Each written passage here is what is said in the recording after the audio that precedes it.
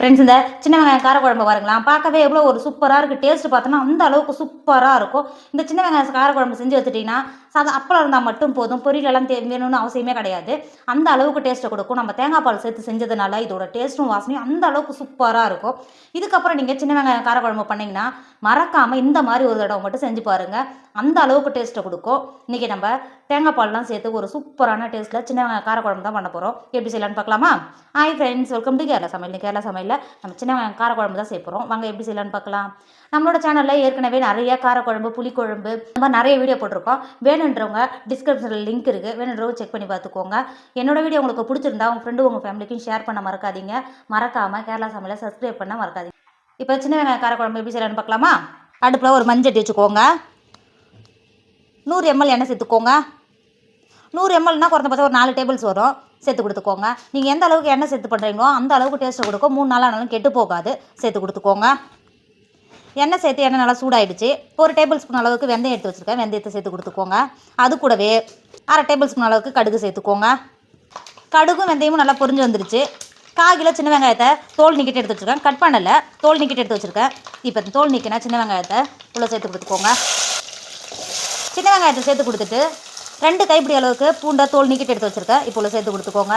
எந்த அளவுக்கு பூண்டு சேர்த்து சாப்பிட்றீங்களோ அந்த அளவுக்கு உடம்புக்கு நல்லது. சேர்த்து கொடுத்துக்கோங்க. சேர்த்துட்டு ஒரு டைம் நல்லா கிண்டி கொடுத்துக்கோங்க. கிண்டி கொடுத்துட்டு நம்ம சேர்த்த சின்ன வெங்காயமும் பூண்டையும் ஒரு 10 நிமிஷத்துக்கு நல்லா கலர் மாறி வர வரைக்கும் வதக்கிக்கோங்க. இப்போ பாருங்கள், நம்ம சேர்த்த பூண்டும் சின்ன வெங்காயமும் எந்த அளவுக்கு நல்லா வதங்கி வந்திருக்கு பார்த்தீங்களா? இப்போ ஒரு டைம் நல்லா கிண்டி கொடுத்துக்கோங்க. இந்த அளவுக்கு கிண்டி கொடுத்துட்டு 2 பழுத்த தக்காளியை மிக்ஸில் ஒன்றும் பாதி அரைச்சி வச்சுருக்கேன். இப்போ அரைச்ச தக்காளியை உள்ள சேர்த்துக்கோங்க. தக்காளி 2 தக்காளி போதும். எக்ஸ்ட்ரா சேர்க்கணும் அவசியம் கிடையாது. நம்ம புளி தண்ணி சேர்க்கறதுனால 2 தக்காளி சேர்த்தனாவே போதும். இப்போ தக்காளி சேர்த்துட்டு கிண்டி கொடுத்துக்கோங்க. கிண்டி கொடுத்து தக்காளியோட பச்சை வாசனை போய் வதங்கி வரதுக்கு வதக்கிக்கோங்க. தக்காளி அரைச்சி சேர்க்கும்போது நல்லா கிரேவியாக இருக்கும். அதனால தான் தக்காளி அரைச்சி சேர்த்துக்கிறேன். சேர்த்துட்டு தக்காளியோட பச்சை வாசனை போய் நல்லா வதங்கி வரைக்கும் வதக்கிக்கோங்க. இப்போ பாருங்கள், தக்காளி சேர்த்து ஒரு 10 நிமிஷம் எந்த அளவுக்கு நல்லா வதங்கி வந்திருக்கு பார்த்தீங்களா? இப்போ ஒரு டைம் நல்லா கிண்டி கொடுத்துக்கோங்க. கிண்டி கொடுத்துட்டு இப்போ மசாலாலாம் சேர்த்து கொடுத்துக்கோங்க.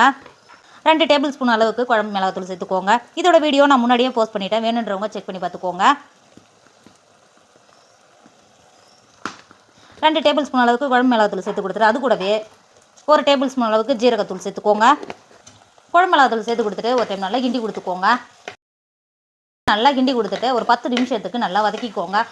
இப்போ பாருங்கள், நம்ம மசாலாலாம் சேர்த்து எந்த அளவுக்கு நல்லா வதங்கி வந்திருக்கு பார்த்தீங்களா? இப்போ ஒரு டைம் நல்லா கிண்டி கொடுத்துக்கோங்க. இந்த அளவுக்கு நல்லா கிண்டி கொடுத்துட்டு 100 கிராம் புளியை 10 நிமிஷம் முன்னாடியே தண்ணியில் ஊற வச்சு நல்லா கரைச்சி எடுத்து வச்சுருக்கேன். இப்போ புளி தண்ணியை உள்ள சேர்த்துக்கோங்க.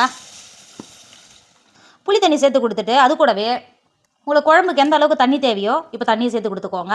நான் புளியை திரும்பவும் கரைச்சிட்டு அது கூடவே தண்ணி சேர்த்துக்கிறேன். சேர்த்து கொடுத்துக்கோங்க. தண்ணி சேர்த்து கொடுத்துட்டு 2 டேபிள் ஸ்பூன் அளவுக்கு உப்பு சேர்த்துக்கோங்க. உங்கள் டேஸ்ட்டுக்கு அனுசரித்து உப்பு சேர்த்துக்கோங்க. உப்பு சேர்த்து கொடுத்துட்டு குழம்ப நல்லா கிண்டி கொடுத்துக்கோங்க. இங்கே பாருங்கள், நம்ம காஷ்மீர் மிளகாத்தூளே சேர்க்கலாம். ஆனால் எந்த அளவுக்கு நல்லா கலர் இருக்குது பார்த்தீங்களா? நான் அரைக்கும் போதே காஷ்மீர் மிளகாய் சேர்த்து தான் அரைப்பேன். அதனால தான் இந்த அளவுக்கு நல்ல கலராக இருக்குது. உங்களுக்கும் இந்த மிளகாத்தூள் வேணும்னா டிஸ்கிரிப்ஷனில் லிங்க் இருக்குது. வேணுன்றவங்க செக் பண்ணி பார்த்துக்கோங்க. அந்த அளவுக்கு டேஸ்ட்டு கொடுக்கும் இந்த குழம்பு மிளகாத்தூள். இந்த அளவுக்கு நல்லா கிண்டி கொடுத்துட்டு மூடி போட்டு மூடி குழம்ப நல்லா கொதிக்க விடுங்க. இப்போ பாருங்கள், குழம்பு எந்த அளவுக்கு நல்லா கொதிச்சு நல்லா எண்ணெய் பிரிஞ்சு வந்துருக்கு பார்த்தீங்களா? இப்போ ஒரு டைம் நல்லா கிண்டி கொடுத்துக்கோங்க. கிண்டி கொடுத்துட்டு இந்த ஸ்டேஜில் உப்பெல்லாம் கரெக்டாக இருக்கான்னு செக் பண்ணிக்கோங்க. உப்பு கம்மியாக இருந்தால் சேர்த்து கொடுத்துக்கோங்க. சேர்த்து கொடுத்துட்டு லாஸ்ட்டாக 1/4 கப்பு தேங்காய் பால், நல்லா கெட்டியான தேங்காய் பால் எடுத்துருக்கேன். இப்போ தேங்காய் பாலை சேர்த்து கொடுத்துக்கோங்க. இந்த தேங்காய் பால் சேர்த்து கொடுக்கும்போது இதோட வாசனையும் டேஸ்ட்டும் சூப்பராக இருக்கும். சேர்த்து கொடுத்துக்கோங்க. சேர்த்து கொடுத்துட்டு அது கூடவே 2 டேபிள் ஸ்பூன் அளவுக்கு மிளகுத்தூள் சேர்த்துக்கோங்க.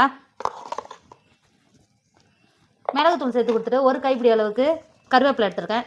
இந்த நேரத்தில் நீங்கள் கருவேப்பிலை சேர்த்திங்கன்னா அந்த அளவுக்கு வாசனை கொடுக்கும். சேர்த்து கொடுத்துக்கோங்க. நீங்கள் மல்லித்தழை சேர்க்கறதுக்கு பதிலாக கருவேப்பிலை சேர்த்து பண்ணி பாருங்கள். இதோட வாசனையும் டேஸ்ட்டும் சூப்பராக இருக்கும். சேர்த்து கொடுத்துட்டு ஒரு டைம் நல்லா கிண்டி கொடுத்துக்கோங்க.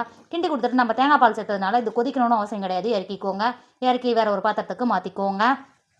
இப்போ பாருங்கள், நம்மளோட சின்ன வெங்காயம் காரக்குழம்பு சூப்பராக ரெடி ஆகிடுச்சு. இதோட டேஸ்ட் அந்த அளவுக்கு சூப்பராக இருக்கும். நம்ம தேங்காய் பால்லாம் சேர்த்துருக்கிறதுனால இதோட வாசனையும் டேஸ்ட்டும் அந்த அளவுக்கு சூப்பராக இருக்கும் சாதத்தோடு சேர்த்து சாப்பிடும்போது.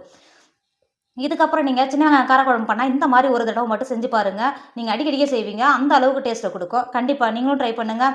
என்னோட வீடியோ உங்களுக்கு பிடிச்சிருந்தா உங்கள் ஃப்ரெண்டு உங்கள் ஃபேமிலிக்கு ஷேர் பண்ணுங்கள். மறக்காமல் கேரளா சமையலை சப்ஸ்கிரைப் பண்ணிக்கோங்க. தேங்க்யூ.